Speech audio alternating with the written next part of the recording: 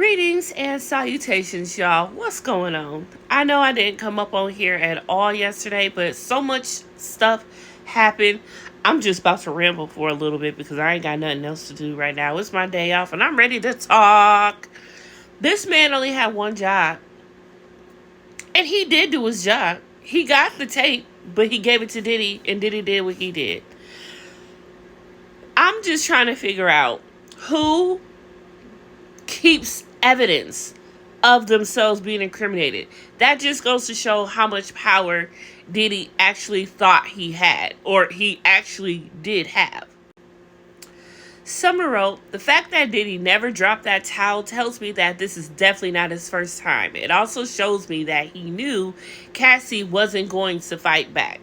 Well, yes, exactly. The thing is, this isn't his first time. This is not their first rodeo.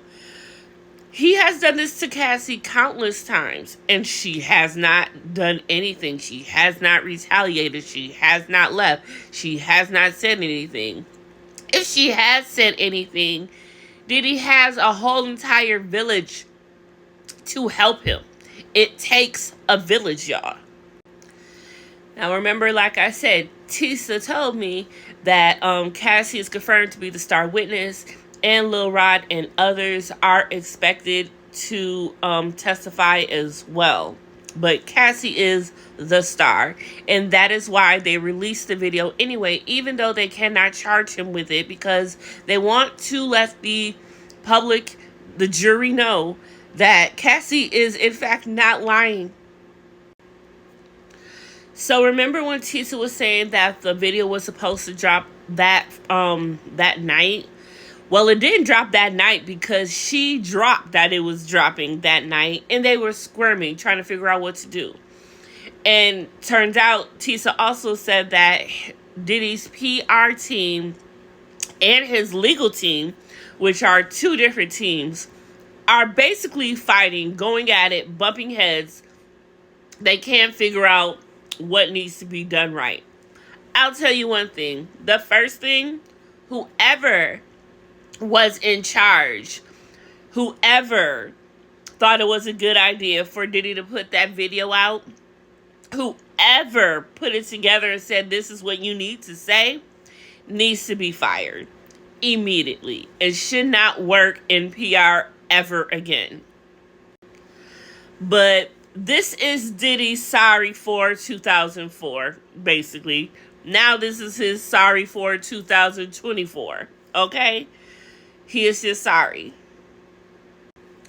So after the video was put out, Cassie's lawyer slams Diddy Combs for disingenuous apology. That was the most wackest, watered down, pathetic, disgusting, egotistical apology I have ever seen in my entire life. She went on to say, Meredith Firetalk, a partner of Wigger LLP, has lashed out in response to Sean Combs' video post today, in which he apologizes for the assault on his former girlfriend that was captured on a hotel video. Whitger represented Cassie Ventura in her settlement with Combs over an assault. The incident was captured on video that only surfaced in the past days. Combs' most recent statement is more about himself than many people he has hurt. When Cassie and multiple other women came forward, he denied everything and suggested that the victims were looking for a payday, that he only compelled to apologize once his repeated denials were proven false, shows his pathetic desperation, and no one will be swayed by his disingenuous words. And that's on Peter Pan, okay? And even though Revolt don't fuck with Diddy no more, they wanted to make sure that we know that they still don't fuck with Diddy no more. And they even put out a statement. And theirs goes as follows. The employees of Revolt, the media company co-founded by Sean Diddy Combs, have reacted to the video showing his assaulting a former girlfriend at a hotel. In an Instagram post, employees stated, "We are deeply saddened and disturbed by the recent video circulation of our former chairman, Sean Diddy Combs. Even with his recent separation from Revolt, it is still our duty to address this matter and recognize the direct impact it has on our staff, our audience, and the culture we represent." Diddy co-founded Revolt with Andy Schoen in 2013. Combs stepped away in last year, November 23, because he knew this was happening. He knew this was happening. This is why he did that. Well, this is when the first allegations first came out. He knew all of this was going to happen. That's why he stepped down. That's why a lot of people step down without notice, cause, and you don't know. It's always a reason, but it's usually behind closed doors. But it's always a reason. And this was the actual post they had put out. They wasn't playing. They really meant that shit. And even Shine, he's like, Now you already know Shine ain't with the shits no more after he don't serve his time for taking part in the Pum Pum Club shooting. So he's like, he ain't with it. And he made a statement saying, well, it says, former Bad Boy artist Honorable Shine Barrow says he vehemently denounces Diddy's repugnant behavior, as he should. "I vehemently denounce the repugnant behavior of Sean Diddy Combs captured on the video in which he is seen physically assaulting Miss Cassie Ventura Fine." Yes, get the name right. Fine.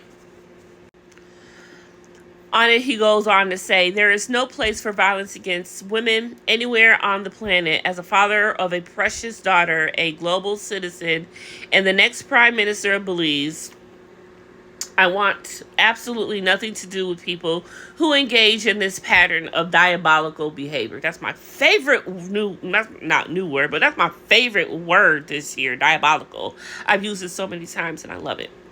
Anyways, the prayers are with Cassie and all other victims who have come forward with horrendous allegations against Mr. Combs.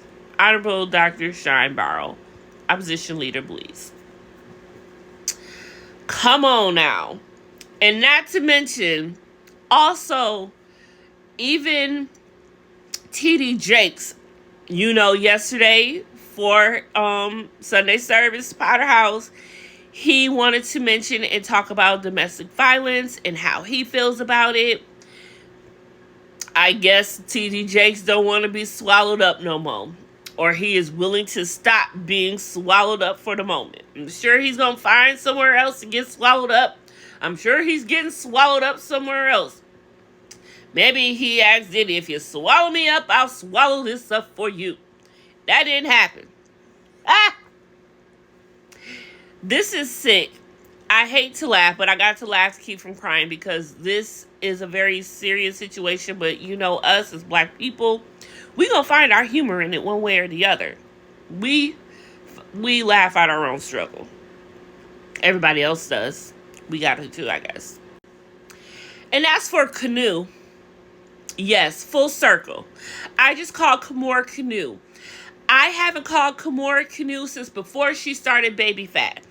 I knew what this bitch was about when she first got with Russell. I did not like her. When they did MTV Cribs, I did not like that bitch. I started liking her when she did her Fabulosity thing, and I love me some Baby Fat. But I used to call this bitch Canoe because I did not like her. Now I see why I really did not like her. I am not what happened to me. I am who I chose to be, bitch. You got a lot of nerve for all that Russell has done to other bitches and you. And you have backed him after he did it to you. You got some nerve. A lot of people out here are calling Kimora the ops. I'll stand behind that one. Yes, ma'am, I will. I mean, the girls didn't do nothing, but she's out here posting the girls and everything. She's heavily involved some way, somehow. Still, Kimora, you the ops girl. What you doing? Like I said, beautiful young ladies. And the littlest thing, New York Mayor Eric Adams is thinking of taking away Diddy's key to the city. You can't make this up. Ciao, we'll talk later.